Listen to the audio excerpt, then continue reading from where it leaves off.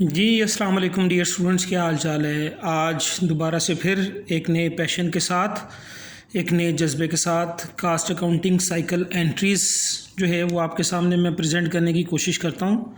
इंशाल्लाह उम्मीद है कि इस दफ़ा आपको समझ में आएगी। इस वीडियो को देखें और इंशाल्लाह इसके बाद जो है वो जूम या किसी और सोर्स के ज़रिए जो है वो 1-to-1 डिस्कशन भी होगी।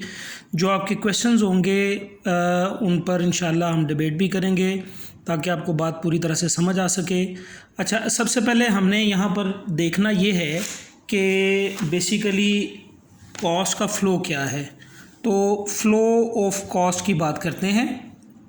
फ़्लो ऑफ कॉस्ट, देखें बात ये है कि एक अकाउंट होगा आपका मटेरियल का। आपको ये तो पता है ना कि बेसिकली मैन्युफैक्चरिंग कॉस्ट के 3 बेसिक एलिमेंट्स होते हैं और वो एलिमेंट्स क्या है।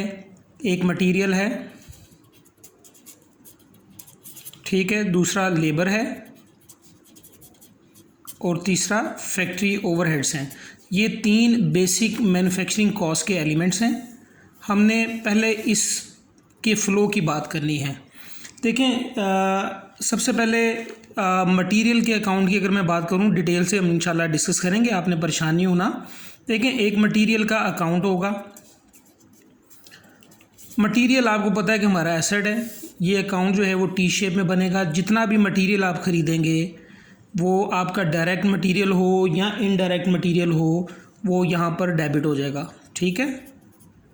यानी जो आपने परचेज़ किया है वो यहाँ पर डेबिट हो गया। अच्छा, उसके बाद जो है वो अभी सिर्फ मैं डायरेक्ट मटेरियल की बात करूँगा। जो डायरेक्ट मटेरियल प्रोडक्शन में चला गया वो आप क्या करेंगे, वो यहाँ से निकाल देंगे, ठीक है। डायरेक्ट मटेरियल जो आपने कंज्यूम कर दिया ड्यूरिंग प्रोडक्शन, वो यहाँ से क्रेडिट हो गया। क्रेडिट होके जाएगा कहाँ? क्रेडिट होके एक अकाउंट है हमारे पास, work in process account. Work in process account, ये भी टी शेप में। देखें डायरेक्ट मटेरियल यहाँ से निकला और यहाँ चला गया, ठीक। दोबारा समझ लें बात को। देखिए आपने मटेरियल ख़रीदा, whether it is direct material और इनडायरेक्ट मटेरियल, आपने मटेरियल को डेबिट कर दिया और यहाँ से जैसे ही डायरेक्ट मटेरियल प्रोडक्शन में आपने कंज्यूम किया वो वर्किंग प्रोसेस को चार्ज कर दिया जाएगा। अब ये सिर्फ जो है वो कॉस्ट का मैं फ़्लो बता रहा हूँ, अभी डिटेल से हम इंशाल्लाह इसको डिस्कस भी करेंगे। अच्छा, उसके बाद ये फर्स्ट एलिमेंट की बात कर ली सिर्फ डायरेक्ट मटेरियल की हद तक। उसके बाद जो है वो लेबर की बात करते हैं। तो लेबर के लिए जो है वो हम एक पेरोल अकाउंट ओपन करते हैं। पेरोल अकाउंट, देखें बात ये है कि पेरोल जो है वो डायरेक्ट लेबर है, उसकी कॉस्ट है। इनडायरेक्ट लेबर की कॉस्ट हो, आपकी सेल्समैन सैलरीज़ हो, आपकी जो है वो एडमिनिस्ट्रेशन की सैलरीज़ हों, वो सारी की सारी यहाँ पर डेबिट होंगी पेरोल अकाउंट में। तो आप ये कह लें कि जितनी भी सैलरीज़ हैं या वेजेस हैं वो आप यहाँ पर डेबिट करेंगे। और as far as the direct labour is concerned, तो जितनी डायरेक्ट लेबर कॉस्ट इनकर्ड हुई प्रोडक्शन में वो यहाँ से क्रेडिट होके यहाँ डेबिट हो जाएगी डायरेक्ट लेबर। यानी आप बेसिकली वर्किंग प्रोसेस में सारी कॉस्ट जो है वो इकट्ठी करते जा रहे हैं। अच्छा, उसके बाद जो है वो आप क्या करेंगे, एक तीसरा अकाउंट जो होगा आपका वो फैक्ट्री ओवरहेड का है, ठीक है। इसके लिए जो है वो हम एक factory overhead applied account open करेंगे। Factory overhead applied account. Factory overhead applied जो है वो जितना भी आपने अप्लाई करना होगा वो यहाँ क्रेडिट होगा। अप्लाइड जो भी आप अप्लाई करेंगे, जिस रेट पर भी आप एप्लीकेशन करते हैं वो यहाँ क्रेडिट होगा और यहाँ से अमाउंट जो है वो यहाँ डेबिट हो जाएगी फैक्ट्री ओवरहेड अप्लाइड। इस तरह जो है वो तीनों एलिमेंट्स डायरेक्ट मटेरियल के, डायरेक्ट लेबर के, फैक्ट्री ओवरहेड अप्लाइड के वर्किंग प्रोसेस में आपने इकट्ठे कर दिए। अच्छा, यहाँ पर आपके क्वेश्चंस होंगे कि जी यहाँ इसको डेबिट क्या करना है हमने, इफेक्टिव रेट अप्लाइड को डेबिट क्यों नहीं किया हमने, वो इंशाल्लाह डिस्कस करेंगे। आप लोगों ने परेशानी होना, आपने बेसिकली क्या किया, आपने एक पूल अकाउंट बना लिया, वो वर्क इन प्रोसेस का अकाउंट है जिसमें आपने डायरेक्ट मटेरियल, डायरेक्ट लेबर और इफेक्टिव रेट अप्लाइड जो है वो इकट्ठा कर दिया। अब जो है वो इस वर्क इन प्रोसेस से जो है वो आपकी गुड्स जो बन चुकी हैं वो निकलेंगी, यानी जो आपकी कॉस्ट ऑफ गुड्स मैन्युफैक्चर्ड होगी, cost of goods manufactured, material, labour और इफेक्टिव रेट लगकर आपकी कॉस्ट ऑफ गुड्स मैन्युफैक्चर्ड जो है ये ऑब्वियसली जाएगी कहाँ, ये आपकी फिनिश गुड्स के अकाउंट में ट्रांसफ़र हो जाएगी।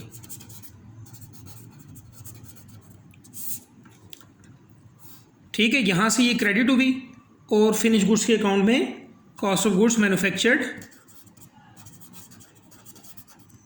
यहाँ ये डेबिट होगी, यानी मटेरियल, लेबर और इफेक्टिव रेट लगा के आपने जो चीज़ें बनाई हैं वो फाइनल फिनिश गुड्स में ट्रांसफ़र होगी। और यहाँ से जो चीज़ें आप बेच देंगे वो यहाँ से निकलेंगी, किस शेप में निकलेंगी, कॉस्ट ऑफ गुड्स सोल्ड की शेप में निकलेंगी। और ये कहाँ जाएंगी, ऑब्वियसली ये आप जो है वो इनकम स्टेटमेंट को चार्ज कर देंगे। कैसे चार्ज करेंगे इंशाल्लाह सारा हम डिस्कस करेंगे, आप लोगों ने परेशानी होना। दोबारा समझ लें, 3 एलिमेंट हैं, मटेरियल के, लेबर के, इफेक्टिव रेट के। तो पहला अकाउंट मटेरियल का अकाउंट होगा, जितना भी मटेरियल आप खरीदेंगे वो मटेरियल अकाउंट में डेबिट होगा, whether it is direct material और इनडायरेक्ट मटेरियल। यहाँ से जितना डायरेक्ट मटेरियल कंज्यूम किया आपने प्रोडक्शन में वो यहाँ मटेरियल अकाउंट से निकल जाएगा और वर्किंग प्रोसेस में इकट्ठा हो जाएगा। अच्छा, उसके बाद जो है वो पेरोल अकाउंट ओपन होगा, जितनी भी सैलरीज एंड वेजेस होंगी वो आपकी डायरेक्ट वेजेस हैं, इनडायरेक्ट वेजेस हैं, मार्केटिंग की सैलरीज हैं या एडमिन की सैलरीज हैं, वो सारी की सारी यहाँ डेबिट हो जाएंगी। और जो डायरेक्ट लेबर है वो यहाँ से निकल कर वर्क इन प्रोसेस में चली जाएगी। और बाकी जो सैलरीज हैं, जो इनडायरेक्ट लेबर है या मार्केटिंग की जो सैलरीज हैं या एडमिन की सैलरीज हैं, उनके साथ क्या सलूक करना है वो इंशाल्लाह हम सब डिस्कस करेंगे। अभी सिर्फ मैं इन 3 एलिमेंट्स पर फोकस कर रहा हूँ, यानी आपने मटेरियल को भी वर्क इन प्रोसेस में डाल दिया, आपने डायरेक्ट लेबर को भी वर्क इन प्रोसेस में डाल दिया, फिर आपने इफेक्टिव रेट जो है अप्लाइड को भी वर्क इन प्रोसेस में डाल दिया। अब ये 3 जो मैन्युफैक्चरिंग कॉस्ट के एलिमेंट्स हैं वो यहाँ इकट्ठे हो चुके हैं। इन 3 एलिमेंट्स की मदद से आपने चीज़ें बनाई और जो भी गुड्स आपकी बनी, मैन्युफैक्चर्ड गुड्स जो हैं वो अल्टीमेटली ट्रांसफ़र होगी कहाँ, फिनिश गुड्स के अकाउंट में। और फिनिश गुड्स अकाउंट में जब ये ट्रांसफ़र हुई, यहाँ से जितनी चीज़ें बिकेंगी वो यहाँ से क्रेडिट होंगी और इनकम स्टेटमेंट को चार्ज हो जाएंगी। तो ये एक कॉस्ट का एक हल्का सा फ्लो था जो इंशाल्लाह इस पूरे चैप्टर में हमने इसको डिस्कस करना है। तो अभी हम जो है वो एक एक करके जनरल एंट्रीज इनकी डिस्कस करते हैं। सबसे पहले जो है वो हम मटेरियल जो है उसको देखते हैं। तो आइए ज़रा देखते हैं कि कैसे इसकी एंट्रीज हमने पास करनी है। अच्छा, इस वीडियो को देखते हुए जो क्वेश्चंस आपके रेज हो रहे हैं, आपके माइंड में आ रहे हैं कि ये बात समझ में नहीं आ रही, उसको काइंडली लिखते जाएं ताकि उसको हम डिस्कस कर सकें। तो सबसे पहले जो है वो मटेरियल की एंट्रीज हम देखते हैं कि मटेरियल्स की एंट्रीज किस तरह पास करते हैं। अच्छा, इसकी पहली एंट्री ये होगी कि जब आप मटेरियल ख़रीदेंगे, व्हेन मटेरियल इज़ बॉट, जब आप मटेरियल ख़रीदेंगे, आपने डायरेक्ट मटेरियल ख़रीदा है या इनडायरेक्ट मटेरियल ख़रीदा है, इससे कोई फ़र्क नहीं पड़ेगा। आपने क्या करना है, आपने मटेरियल के अकाउंट को डेबिट कर लेना है, ठीक है। और सिर्फ ये मटेरियल का अकाउंट नहीं होगा बल्कि इसको हम कहेंगे material control account. Material control account क्यों कहेंगे? देखें, कंट्रोल अकाउंट वहाँ इस्तेमाल होता है जहाँ मुख्तलिफ़ तरह की चीज़ें आप इकट्ठी कर दें। मिसाल के तौर पर मटेरियल आपके पास ए है, बी है, सी है, डी है, उनके इंडिविजुअल अकाउंट तो बनेंगे। मटेरियल ए का अलहदा से अकाउंट बनेगा, मटेरियल बी का अलहदा से, मटेरियल सी का अलहदा से, लेकिन एक एक्यूमुलेटेड अकाउंट होगा, वो मटेरियल कंट्रोल अकाउंट होगा। आप मटेरियल ए ख़रीदें, बी ख़रीदें, सी ख़रीदें, वो मटेरियल कंट्रोल अकाउंट में डेबिट हो जाएगा, ठीक है। और इसी तरह आप जो है वो डायरेक्ट मटेरियल ख़रीदें, आप इनडायरेक्ट मटेरियल ख़रीदें, वो मटेरियल कंट्रोल अकाउंट में डेबिट हो जाएगा। तो कंट्रोल अकाउंट बेसिकली एक पूल अकाउंट होता है जहां हर तरह के मटेरियल आप इकट्ठे करते जा रहे हैं, ठीक है। जिस तरह आपने देखा होगा कि आप जब ट्रायल बैलेंस बनाते हैं तो उसमें इंडिविजुअल डेटर्स के नाम नहीं आते, बल्कि वहाँ पर अकाउंट रिसीवेबल लिखा होता है। वो अकाउंट रिसीवेबल बेसिकली एक कंट्रोल अकाउंट की शक्ल होती है। सपोज़ आपने मिस्टर ए कुछ चीज़ें बेची हैं, मिस्टर बी को बेची हैं, मिस्टर सी को बेची हैं, मिस्टर डी को उधार पर चीज़ें बेची हैं, तो इस तरह 4 तरह के आपके अकाउंट रिसीवेबल हैं। लेकिन आपको ट्रायल बैलेंस में mister A, mister B, mister C का अकाउंट नज़र नहीं आएगा, बल्कि वहाँ पर एक ही अकाउंट नज़र आ रहा होगा, वो अकाउंट रिसीवेबल होगा। बेसिकली वो अकाउंट रिसीवेबल क्या है? वो अकाउंट रिसीवेबल आपका एक कंट्रोल अकाउंट है। इसी तरह जो है वो आप मटेरियल जिस तरह का भी खरीदेंगे, एक कंट्रोल अकाउंट, एक pool account, material control account जो है वो उसको आप ओपन कर लेंगे, मटेरियल कंट्रोल अकाउंट को डेबिट कर लेंगे। जब भी आप मटेरियल खरीदेंगे आपने मटेरियल कंट्रोल अकाउंट को डेबिट कर लेना है, ठीक है, क्योंकि ये हमारा एसेट है। अच्छा, इसके अगेंस्ट आपने पेमेंट करनी है, तो ऑब्वियसली पेमेंट करनी है तो आप अकाउंट पेएबल को क्रेडिट करेंगे। ये इसकी पहली एंट्री है कि मटेरियल आपने ख़रीदा, material control account debit, account payable credit. उसके बाद जो है वो second entry direct material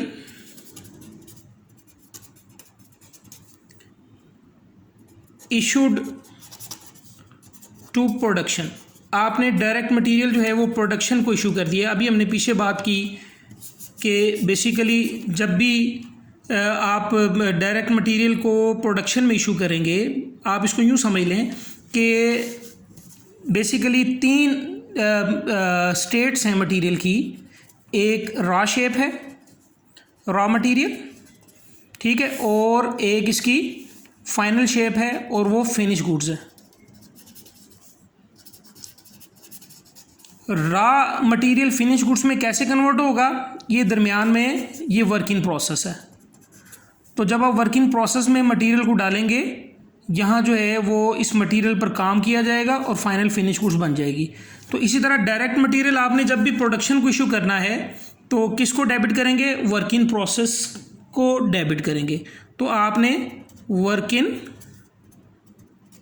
process को डेबिट करना है, यानी आपने कॉस्ट अपनी चार्ज कर the work in process account को। वर्क इन प्रोसेस अकाउंट को डेबिट करें, चूँकि अब मटेरियल आप यहाँ से निकल गया, आपका एसेट कम हो गया। एसेट कम हो तो मटेरियल कंट्रोल अकाउंट क्रेडिट। यानी डायरेक्ट मटेरियल जब आपने प्रोडक्शन को इशू करना है तो वर्क इन प्रोसेस को चार्ज कर देना है, यानी ये कॉस्ट आपने चार्ज कर दी वर्क इन प्रोसेस को डायरेक्ट मटेरियल की, और मटेरियल कंट्रोल अकाउंट आपका एसेट कम हो गया, आपने उसको क्रेडिट कर दिया। उसके बाद जो है वो थर्ड एंट्री है indirect material issued to production. आपने इनडायरेक्ट मटेरियल जो है वो प्रोडक्शन को इशू करना है। तो ऑब्वियसली आपने जब मटेरियल ख़रीदा हुआ है तो मटेरियल कंट्रोल अकाउंट को डेबिट किया हुआ है। अब मटेरियल जो है अब इशू कर रहे हैं प्रोडक्शन को, तो मटेरियल आपका एक एसेट कम हो गया, मटेरियल कंट्रोल अकाउंट को आप क्रेडिट कर देंगे। अब ये जो इनडायरेक्ट मटेरियल की कॉस्ट है ये चार्ज किसको करेंगे? आपको पता है कि हमारे पास एक अकाउंट है फैक्ट्री ओवरहेड का अकाउंट, यानी फैक्ट्री ओवरहेड में 3 तरह के एलिमेंट होते हैं। एक एलिमेंट जो है वो इनडायरेक्ट मटेरियल, दूसरा एलिमेंट जो है वो इनडायरेक्ट लेबर, तीसरा एलिमेंट जो है वो इनडायरेक्ट एक्सपेंसेस का है।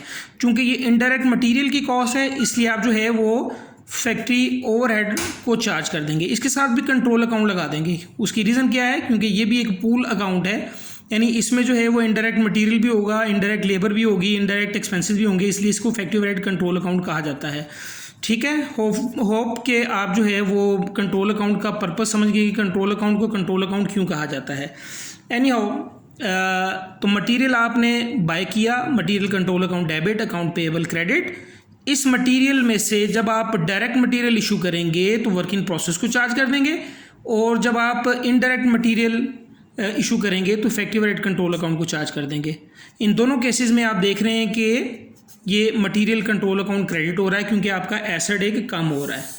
अच्छा, उसके बाद जो है बात का ये होता है कि आपने मटेरियल ये ख़रीदा, कोई एक्सेस मटेरियल आ गया या आपकी स्पेसिफिकेशन के मुताबिक मटेरियल आपने रिसीव नहीं किया, तो आप जो है वो ये मटेरियल अपने सप्लायर को वापस कर देते हैं। तो फोर्थ एंट्री इसकी क्या बनेगी,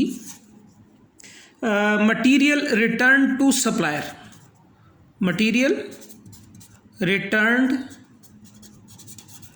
to supplier.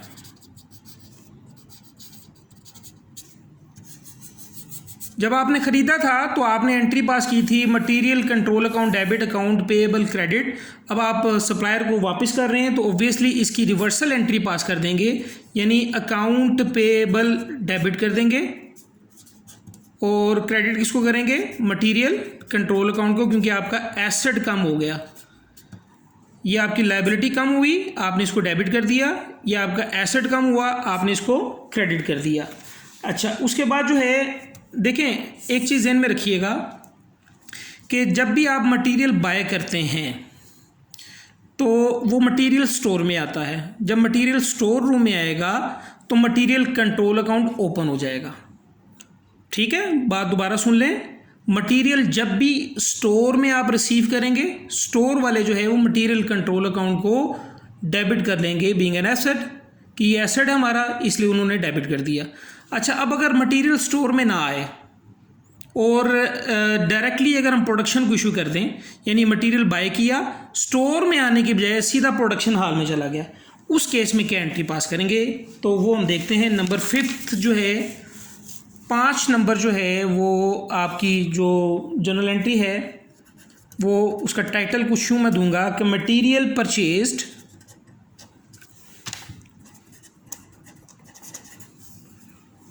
And directly used या इशूड इन प्रोडक्शन। यानी आपने मटेरियल बाय किया, उसको स्टोर में नहीं लेके गए, स्टोर में जाएगा तो मटेरियल कंट्रोल अकाउंट डेबिट होगा, स्टोर में गया ही नहीं तो मटेरियल कंट्रोल अकाउंट डेबिट नहीं होगा। ये डायरेक्टली चूंकि प्रोडक्शन में चला गया, इसलिए इसको डायरेक्टली जो इसका कास्ट का अकाउंट है, actually material control account basically आपका एसेट का अकाउंट है, तो एसेट को तो डेबिट नहीं करना क्योंकि ये प्रोडक्शन में इस्तेमाल हो गया।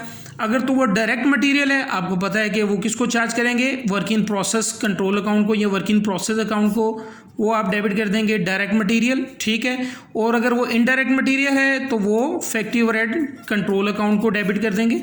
ठीक है, और चूंकि आपने ये जो मटेरियल प्रोडक्शन में इस्तेमाल हुआ है इसकी पेमेंट करनी है, तो आपकी एक लायबिलिटी है वो अकाउंट पेएबल, उसको आप क्रेडिट कर देंगे। दोबारा सुन लें, मटेरियल आया फैक्ट्री में और आपने इसको स्टोर रूम में नहीं रखा बल्कि सीधा प्रोडक्शन हॉल में भिजवा दिया और वहाँ प्रोडक्शन में इस्तेमाल हो गया। ठीक है, तो आपने वर्क इन प्रोसेस को डेबिट किया डायरेक्ट मटेरियल के लिए, आपने फैक्ट्री ओवरहेड कंट्रोल अकाउंट को डेबिट किया इनडायरेक्ट मटेरियल के लिए। ठीक है, और आपका जो अकाउंट पेएबल है, ये लायबिलिटी है, आपने इसको क्रेडिट कर दिया। ठीक है, अच्छा, उसके बाद जो है नेक्स्ट एंट्री हमारी ये होगी, देखें आपने मटेरियल जो है वो जब बाय किया तो मटेरियल कंट्रोल अकाउंट डेबिट किया, अकाउंट पेएबल क्रेडिट कर दिया। ठीक है, देखें जैसे ही फर्स्ट एंट्री मैंने आपको बताई, आपने मटेरियल बाय किया, material control account debit account payable credit. ठीक है, उसके बाद आपने जो है वो डायरेक्ट मटेरियल इशू किया, आपने वर्क इन प्रोसेस को डेबिट किया, मटेरियल कंट्रोल अकाउंट को क्रेडिट कर दिया। आपने इनडायरेक्ट मटेरियल इशू किया, आपने फैक्ट्री ओवरहेड कंट्रोल अकाउंट को डेबिट किया और मटेरियल कंट्रोल अकाउंट को क्रेडिट कर दिया। अच्छा, अब ये दोनों मटेरियल जो है, ये डायरेक्ट मटेरियल है, ये इनडायरेक्ट मटेरियल है जो कि आपने प्रोडक्शन वालों को इशू कर दिया है। इसमें से कुछ मटेरियल इस्तेमाल हो जाएगा, कुछ बाकी बच जाएगा। ठीक है, जो बाकी बच जाएगा तो प्रोडक्शन वाले उसको अपने पास नहीं रखेंगे बल्कि स्टोर में वापस भिजवा देंगे। तो इसकी आपने रिवर्सल एक एंट्री डाल देनी है।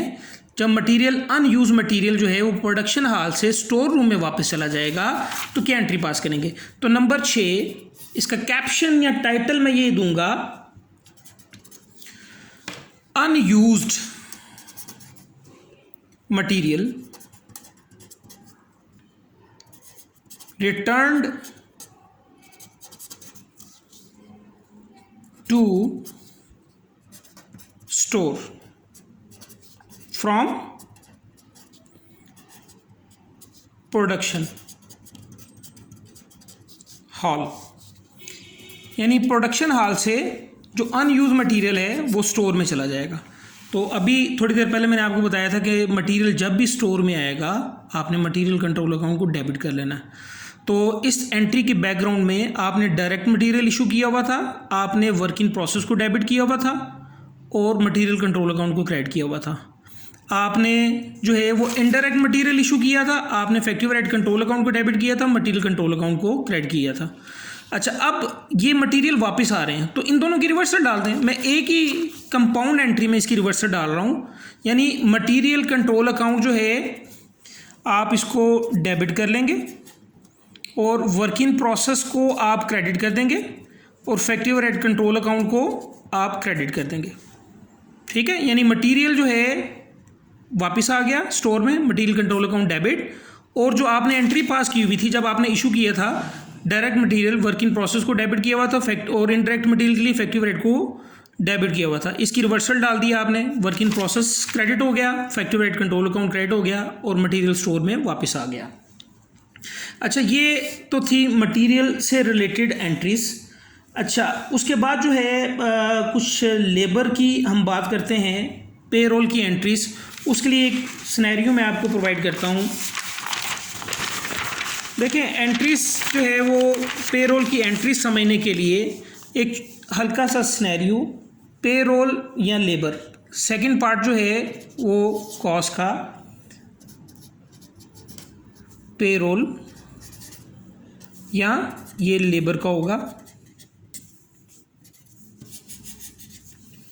एक छोटा सा सिनेरियो, फर्ज करें कि हमारी फैक्ट्री में डायरेक्ट लेबर की जो कॉस्ट है वो $100,000 है। ठीक है, इनडायरेक्ट लेबर की जो कॉस्ट है वो $50,000 है। ये तो होगी फैक्ट्री के अंदर जो कॉस्ट इंक्लूड हुई। इसके अलावा जो है वो सेलिंग सैलरीज भी हो सकती हैं ना, यानी आपकी मार्केटिंग स्टाफ की जो सैलरीज हैं, सेलिंग सैलरीज, वो फ़र्ज़ कर लें कि वो 30,000 है। अच्छा, उसके बाद जो है कुछ एडमिनिस्ट्रेशन की सैलरीज हो सकती हैं, एडमिन सैलरीज। ये मैं आपको एक इलस्ट्रेटिव एग्जांपल से समझाने की कोशिश कर रहा हूँ। फ़र्ज़ करें कि ये 20,000 है। अब जो टोटल आपकी वेजेस हैं, इन 4 एलिमेंट्स का अगर आप टोटल करें तो ये 200,000 बनता है, 2 लाख। ठीक है, तो ये हमारी ग्रॉस वेजेस हैं। यानी अभी इसमें से आपने डिडक्शंस कुछ करनी है, कुछ इनकम टैक्स की डिडक्शन हो जाएगी, कुछ प्रोविडेंट फंड की, कुछ सोशल सिक्योरिटी की डिडक्शन होगी, और उसके बाद नेट अमाउंट जो है वो आप अपने एम्प्लॉइज़ को पे कर देंगे। अच्छा, अब फ़र्ज़ करें कि जो टैक्स है इसमें से लेस करें, लेस इनकम टैक्स। सपोज़ वो 10% है, एट द रेट ऑफ 10%। ठीक है, तो 2 लाख का 10% जो है वो 20,000 आ गया, वो आपने माइनस कर दिया। ठीक है, उसके बाद जो है वो आपने इसमें सिलेक्ट करना है प्रोविडेंट फंड पेएबल, यानी आपने प्रोविडेंट फंड की डिडक्शंस करनी है। फ़र्ज़ करें कि वो एट द रेट ऑफ 5% है। ठीक है, तो 2 लाख का 5% जो है वो 10,000 आ गया, वो आपने लेस कर दिया। उसके बाद जो है वो 2 लाख में से ये 30,000 माइनस किया तो 1,70,000 जो है वो आपने अपने एम्प्लॉइज़ को पे कर देना है। ठीक है, ये आप नेट अमाउंट पेड इसको कह सकते हैं, या आप इसको नेट सैलरीज या नेट पेरोल कह सकते हैं। तो ये सिनेरियो मैंने आपको प्रोवाइड किया है। अब इसको हमने रिकॉर्ड किस तरह करना है, देखें। अभी मैंने आपको बताया था कि एक पेरोल का अकाउंट आपको ओपन करना पड़ेगा। आपकी टोटल जो कॉस्ट है वो 2 लाख है। जो ग्रॉस वेजेस जो हैं, जो आपने बेसिकली ये डिडक्शन जो कर रहे हैं ये भी तो आपने पे कर देना है ना, ये इनकम टैक्स अथॉरिटीज़ को पे कर देंगे, ये प्रोविडेंट फंड के अकाउंट में चला जाएगा। ठीक है, आल दो कि आप जो है वो नेट अमाउंट जो है अपने एम्प्लॉइज़ को पे कर रहे हैं 170,000 की, लेकिन ये 20,000 और ये 10,000 ये भी तो आपने पे करना ही है ना। तो बेसिकली आपके जो एम्प्लॉइज़ हैं वो आपको 2 लाख के पड़ रहे हैं, तो 2 लाख की कॉस्ट आपने रिकॉर्ड करनी है। तो इसमें जो है वो कुछ एंट्रीज होंगी। सबसे पहले जो है नंबर 1 रिकॉर्डिंग एंट्रीज की बात करेंगे हम। रिकॉर्डिंग एंट्रीज, मैं फिर कह रहा हूँ कि अगर कोई बात आपको समझ में नहीं आ रही उसको लिख लें, इंशाल्लाह वो डिस्कशन में हम उसको डिस्कस कर लेंगे डिटेल से। तो आपका टोटल खर्चा जो है वो ग्रॉस वेजेस हैं जनाब 200,000 की। तो एक पे रोल का अकाउंट ओपन कर लें, ठीक है। याद रखिएगा कि ये टेम्पररी अकाउंट है, पे रोल कंट्रोल अकाउंट, वो आपने डेबिट कर लिया कितने के साथ, 2 लाख के साथ। अच्छा, कंट्रोल अकाउंट क्यों कहा गया इसको, क्योंकि इसमें सिर्फ एक ही तरह की सैलरीज नहीं है, इसमें डायरेक्ट लेबर भी है, इनडायरेक्ट लेबर भी है, सेलिंग सैलरीज भी हैं, एडमिन सैलरीज भी हैं। तो इसलिए इसको पेरोल कंट्रोल अकाउंट मैंने कंट्रोल अकाउंट का नाम दिया। और टेम्पररी अकाउंट क्यों कहा, क्योंकि अगर ये सिर्फ पे रोल हमें ये शो कर रहा है कि भाई हमारा इतना खर्चा है 2 लाख का, लेकिन ये कॉस्ट की बाइफिकेशन नहीं बता रहा कि इसमें से डायरेक्ट लेबर कितनी है, इनडायरेक्ट लेबर कितनी है, मार्केटिंग का खर्चा कितना है, एडमिन का खर्चा कितना है, ये हमें ये अकाउंट मेंशन नहीं कर रहा। तो इसलिए ये एक टेम्पररी अकाउंट है, इसको हम बाद में क्लोज कर देंगे और इनका जो एक्चुअल खर्चा है जिस हेड में जाना होगा उस हेड में ये खर्चा हम क्लोज कर देंगे। एनी हाउ, आपने पे रोल अपना खर्चा रिकॉर्ड कर लिया 2 लाख के साथ। उसके बाद जो है वो आपने जो इनकम टैक्स जो है वो पे करना है, ये आपकी लाइबिलिटी है, लाइबिलिटी क्रेडिट करें, इनकम टैक्स पेएबल कह लें कि ये आपने टैक्स अथॉरिटीज़ को पे करना है। कितना क्रेडिट करें जनाब, 20,000 से आपने ये क्रेडिट कर दिया। भाई ये आउट ऑफ फोकस हो रहा है, थोड़ा सा इसको कुछ यूँ कर लें, ये चलें, थोड़ा सा काम चल गया। उसके बाद जो है वो प्रोविडेंट फंड पेएबल, ये भी आपकी लाइबिलिटी है। तो प्रोविडेंट फंड पेएबल इसको भी आप जो है क्रेडिट करें, कितने के साथ, 10,000 के साथ, ठीक है जनाब। उसके बाद जो है जो आपने नेट अमाउंट पे करनी है 1,70,000, इसकी अक्रूवल डाल लें। अभी आपने पे नहीं की, अक्रूड पे रोल वो आप इसको क्रेडिट कर दें 170,000। अभी आपने पे नहीं की क्योंकि इसको लाइबिलिटी कंसिडर करते हुए आपने इसको क्रेडिट कर दिया। तो पहली एंट्री हमारी क्या बनी रिकॉर्डिंग एंट्रीज में, payroll control account debit, income tax payable credit, provident fund payable credit, accrued payroll account credit 170,000 के साथ। अच्छा, उसके बाद जो है वो ये जो आपने अक्रूवल डाली है इसकी पेमेंट करनी है आपने, ठीक है। तो इसकी पेमेंट करने के लिए क्या करेंगे आप, ये रिकॉर्डिंग एंट्री का ही पार्ट होगा। आप जो है वो 170,000 जो है तो जनाबे अली आपने अब आपने पे कर देनी है अक्रूवल अपनी, यानी आपकी लाइबिलिटी कम हो गई, आपने अक्रूड पे रोल को कर दिया डेबिट 170,000 के साथ, और आपने कैश या बैंक क्रेडिट कर दिया, यानी आपने सैलरी जो है वो डिस्पर्स कर दी अमंगस द एम्प्लॉयज़ 170,000, ये क्रेडिट हो गया जनाब। ये रिकॉर्डिंग एंट्रीज होगी, ठीक है।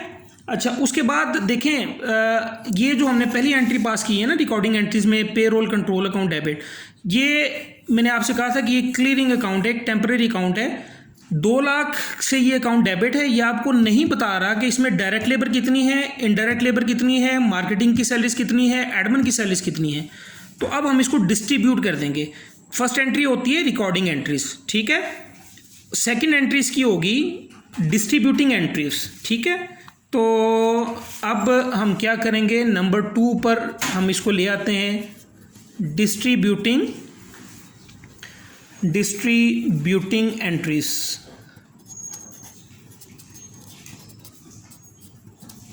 जैसे कि आपने देखा कि आपके पास जो है वो डायरेक्ट लेबर कितनी है, 1 लाख।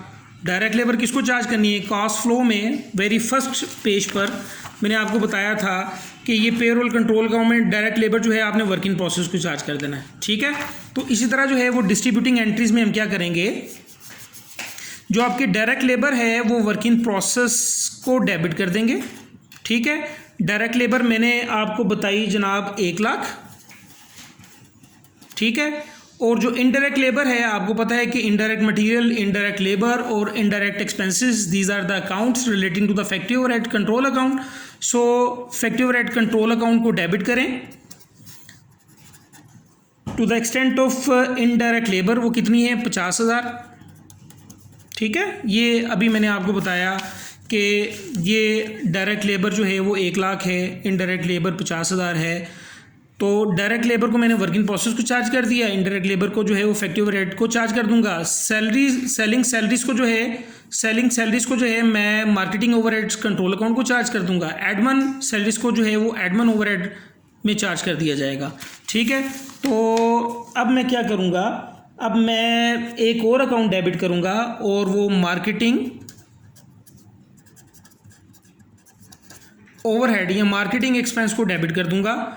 और वो मार्केटिंग एक्सपेंस जो है हमारा सेलिंग सैलरीज जो है वो 30,000। ठीक है, और एडमन जो है, जो एडमिनिस्ट्रेशन सैलरीज हैं, एडमन ओवरहेड कंट्रोल अकाउंट कह लें आप, या खाली इसको एडमन ओवरहेड अकाउंट लिख लें। ठीक है, वो हमारा 20,000 का।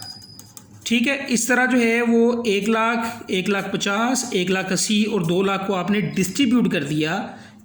डायरेक्ट लेबर जो है वो आपने वर्क इन प्रोसेस को चार्ज कर दिया। इनडायरेक्ट लेबर जो है वो आपने फैक्ट्री ओवरहेड कंट्रोल अकाउंट को चार्ज कर दिया। मार्केटिंग की सैलरी जो है वो मार्केटिंग ओवरहेड को चार्ज कर दी। एडमन ओवरहेड जो है वो आपने एडमन ओवरहेड को चार्ज कर दिया। वो ब्लू बॉल पेन बेटा पकड़ा दो, वो ब्लू मार्कर। अच्छा, अब उसके बाद देखें, ये जो पेरोल कंट्रोल अकाउंट जो है, thank you, payroll control account जो है वो आप क्रेडिट कर दें 200,000। यानी ये जो पेरोल कंट्रोल अकाउंट आपने डेबिट किया था सिर्फ अपनी कॉस्ट को रिकॉर्ड करने के लिए, इसको आपने डेबिट किया था। अब जो है वो पेरोल कंट्रोल अकाउंट क्रेडिट हो गया और आपने ये 2 लाख जो है वो डिस्ट्रीब्यूट कर दिया। अच्छा, अब ये ज़रा ज़हन में रखिएगा कि डिस्ट्रीब्यूटिंग एंट्रीज़ में ये वर्किंग प्रोसेस आपने चार्ज किया डायरेक्ट लेबर के लिए। ठीक है, और ये आपने इस्तेमाल किया इनडायरेक्ट लेबर के लिए। ठीक है, और ये आपने इस्तेमाल किया सेलिंग सैलरीज के लिए, और ये आपने इस्तेमाल किया एडमन सैलरीज के लिए। यूँ आपने जो है वो अपनी पेरोल की जो कॉस्ट है वो इनके रेलेवेंट अकाउंट को चार्ज कर दी। अच्छा, उसके बाद जो है वो, अच्छा एक चीज़ और ज़हन में रखिएगा, आपको ये भी पता होगा कि प्रोविडेंट फंड का ये होता है कि जितना एम्प्लॉई कंट्रीब्यूट करता है उतना ही एम्प्लॉयर भी कंट्रीब्यूट करता है टूवर्ड्स प्रोविडेंट फंड। यानी आपने